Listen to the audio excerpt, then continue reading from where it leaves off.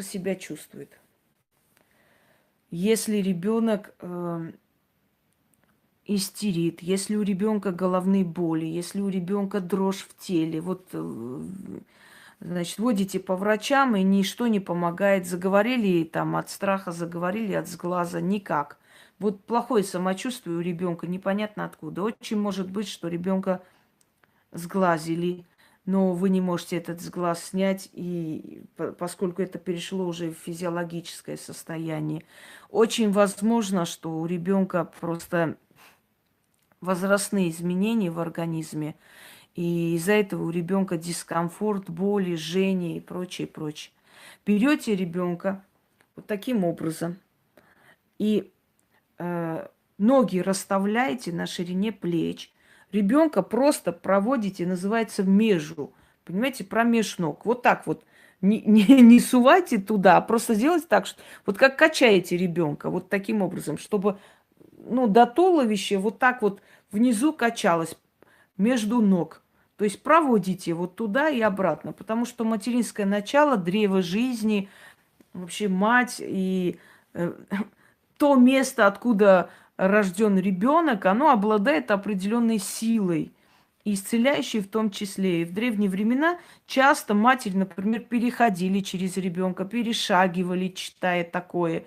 Некоторые матери на себя брали боль и болезнь ребенка, перешагивая и начитывая. То есть различные есть варианты.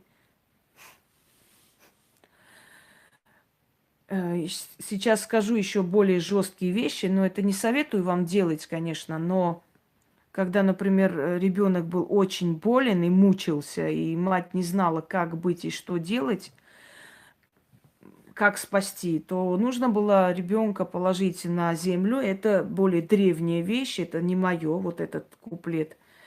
И говорила: мать сыра земля, или болезнь забери, или его забери.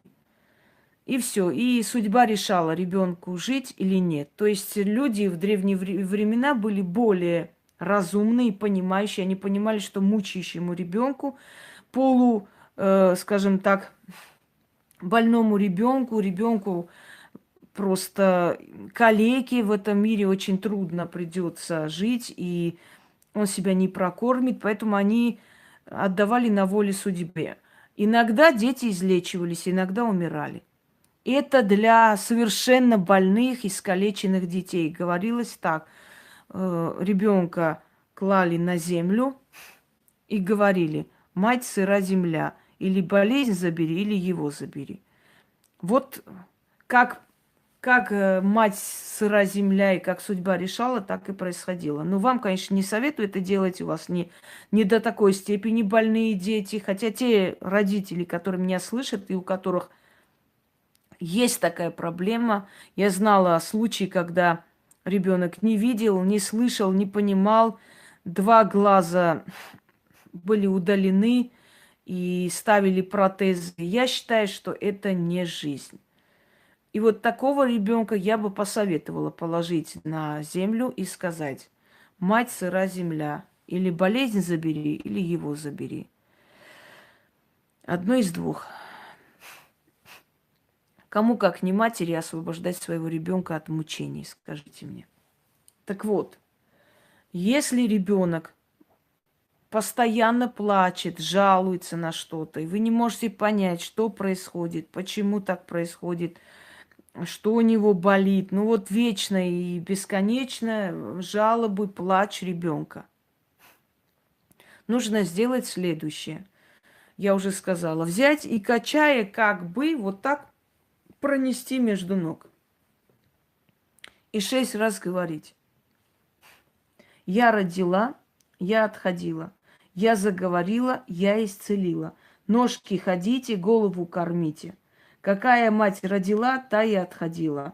Та и заговорила, та и исцелила. Да будет так. Я родила, я отходила, я заговорила, я исцелила. Ножки ходите, голову кормите.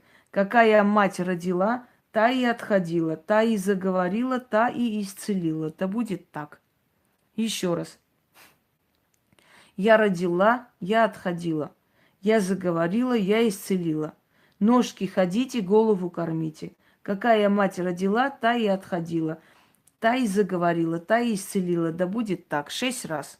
Вот так пронести, качая ребенка между ног, туда-обратно.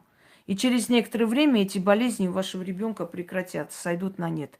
Бывает постоянно то ангина из ниоткуда, то хлюпает, то головные боли, то руки дрожат, то температура вообще непонятно откуда появляется. И вот замучаются родители таскать ребенка туда-сюда и нигде ничего не видят. Вот проведите несколько вечеров к ряду. Желательно эти все заговоры проводить вечерами.